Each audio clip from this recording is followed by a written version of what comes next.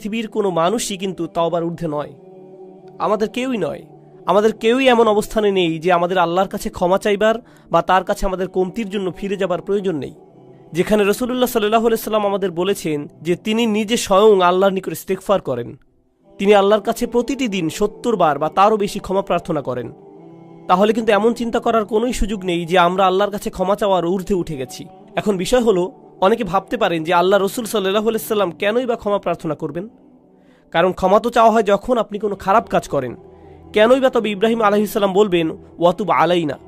তিনি মাত্রই আল্লাহর ঘর নির্মাণ করলেন, আল্লাহ তাকে বিশ্ব মানবতার ইমাম ঘোষণা দিলেন, মূলত তাকে গ্র্যাজুয়েট করে দিলেন, আর তার দুয়াতে এলো ওয়াতুব আলাইনা, আমাদের তওবা কবুল করুন।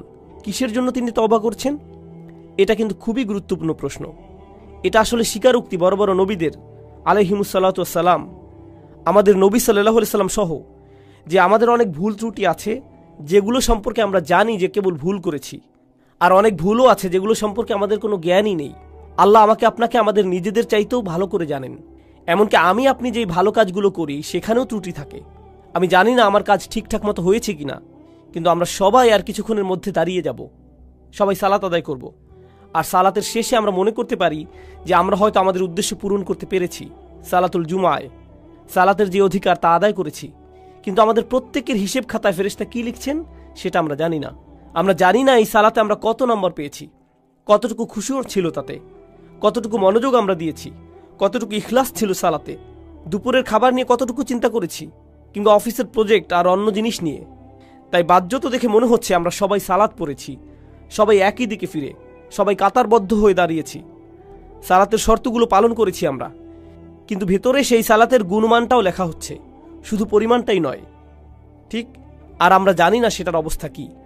তাই আমরা যে ভুলগুলো সম্পর্কে জানি সেগুলোর সাথে সাথে যেগুলো সম্পর্কে জানি না সেগুলোর জন্য আল্লাহর কাছে ক্ষমা চাই।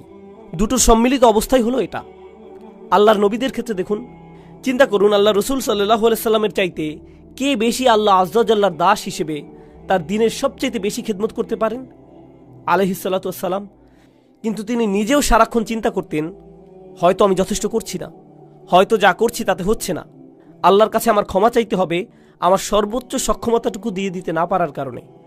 আর আল্লাহ আযজা ওয়া জাল্লা সর্বক্ষণ কোরআনে আল্লাহর নবীকে সান্ত্বনা দিচ্ছেন যে না না, তুমি ঠিক মতোই করেছ, তুমি যথেষ্ট করেছ, আমি তোমার উপর সন্তুষ্ট, তোমাকে চিন্তা করতে হবে না। কিন্তু আল্লাহ রসুল এর পরেও শান্ত হননি, তারপরেও তিনি আল্লাহর কাছে ইস্তেগফার করেই যাচ্ছেন। এই বিষয় আমি তুলে এনেছি এজন্য যে আমি সহ এখানে কেউই যেন মনে না করি যেহেতু আমি মিম্বারে দাঁড়িয়ে আপনাদেরকে বলছি তাই আমার এসবের দরকার নেই। আপনাদের শুধু প্রয়োজন, সবার মতো আমারও প্রচুর ইস্তেগফার দরকার। প্রত্যেকেরই আল্লাহর কাছে কাকুতি মিনতি করে ক্ষমা প্রার্থনা করা প্রয়োজন।